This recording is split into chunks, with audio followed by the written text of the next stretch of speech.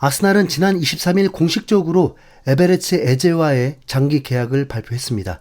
이번 여름 이적 시장의 뜨거운 감자였던 에제는 토트넘과 거의 협상이 완료된 듯 보였으나 하베르츠의 부상 이후에 아스날이 매우 급하게 에제 영입을 밀어붙인 상황이 됐죠.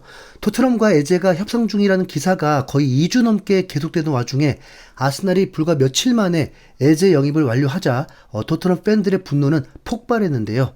올 여름에만 이번이 벌써 두 번째 벌어진 영입 실패의 참사였기 때문입니다.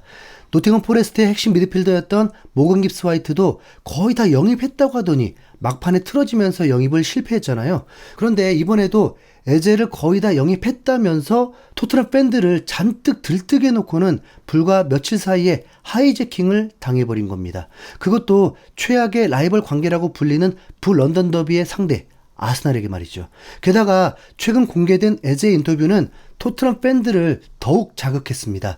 아스날의 공식 홈페이지를 통해서 공개된 에제 인터뷰에서 이런 말이 나오거든요.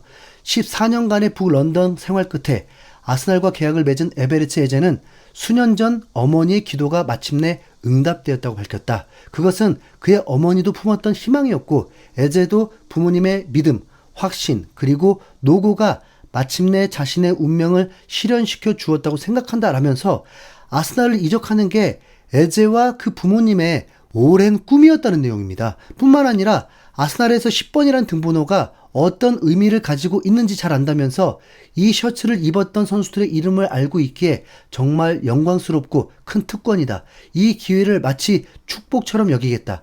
여기에 올 수 있다는 것만으로도 내가 가진 모든 것을 다해 이런 존경에 보답하고 싶다라면서 엄청난 충성심까지 뽐내는 모습이었죠. 인터뷰를 보니까 에제는 오래전부터 아스날 선수로 뛰는 게 꿈이었던 걸로 보이는데 이럴 거면 애초에 왜 토트넘과 협상을 하면서 시간을 끌었는지가 이해가 되지 않네요. 네. 일각에서는 일부러 에제가 토트넘과의 협상을 질질 끌면서 아스날의 제안을 기다렸다는 말이 나왔는데 꽤나 설득력을 얻고 있습니다. 스포츠 전매체인 디 애슬레틱에서는 레비 회장과 이적 시장을 둘러싼 널리 퍼진 서사는 그가 협상을 지나치게 어렵게 만든다는 것이다.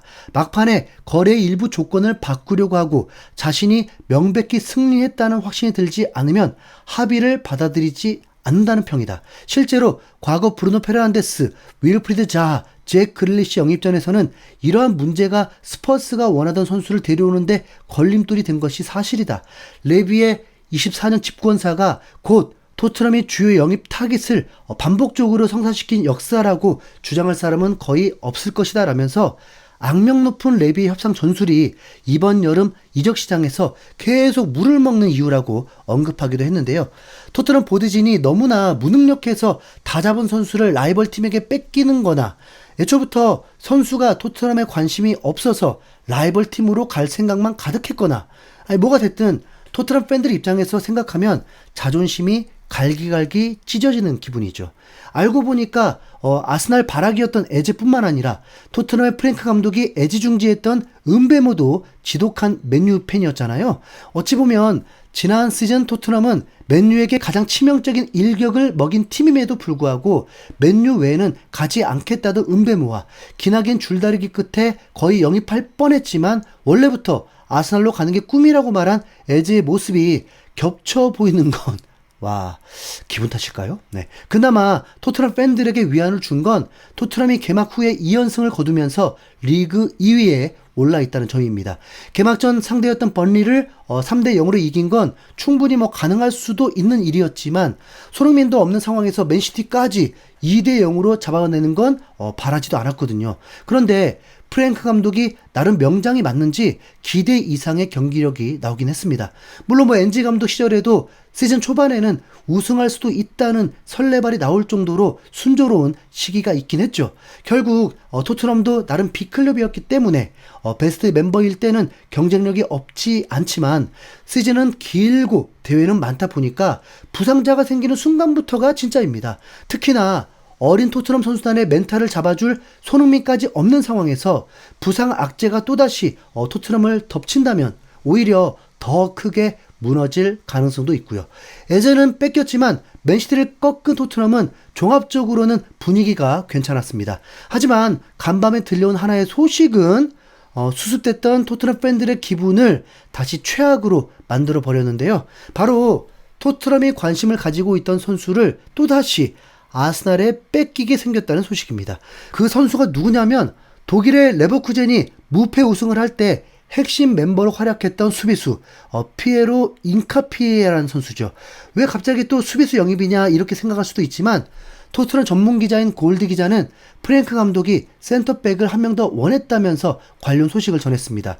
풋볼 런던에서 보도한 기사에 따르면 프랭크 감독이 3백 전술도 종종 쓰기 때문에 왼쪽 센터백 역할을 할 수 있는 수비수를 한 명 정도 더 영입하고 싶어 했다고 합니다.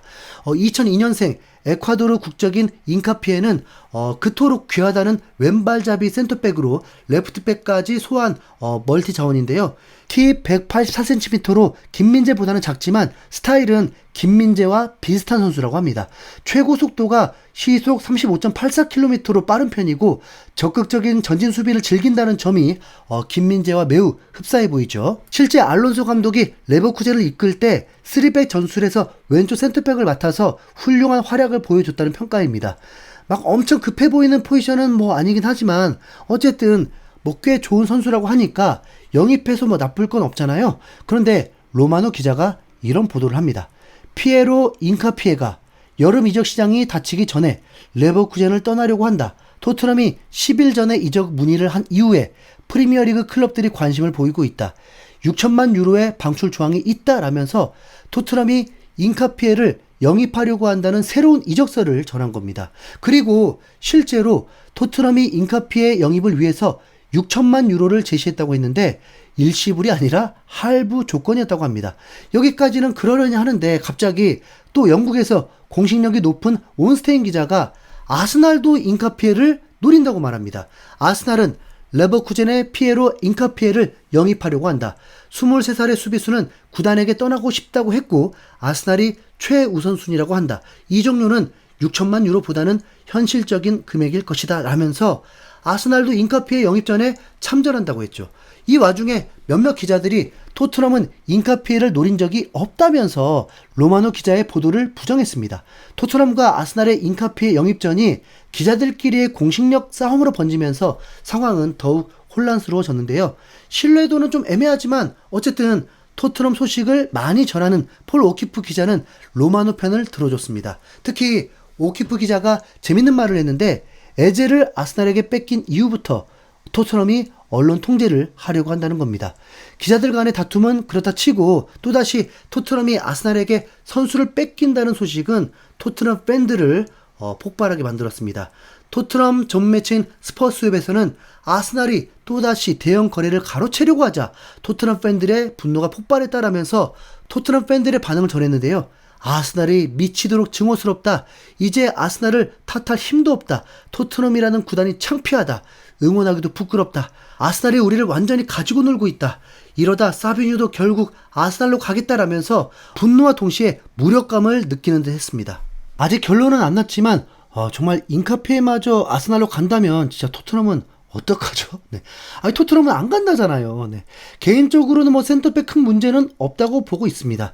지금 상황에서는 탁월한 미드필더인데 이종류는 사실 선수와 상관도 없잖아요. 이종류도 선수 취급도 대폭 지르란 말이야 좀. 그래야 수준 낮은 팀을 올 거 아니니. 아이 참. 이상 윤수영 고리였습니다. 감사합니다.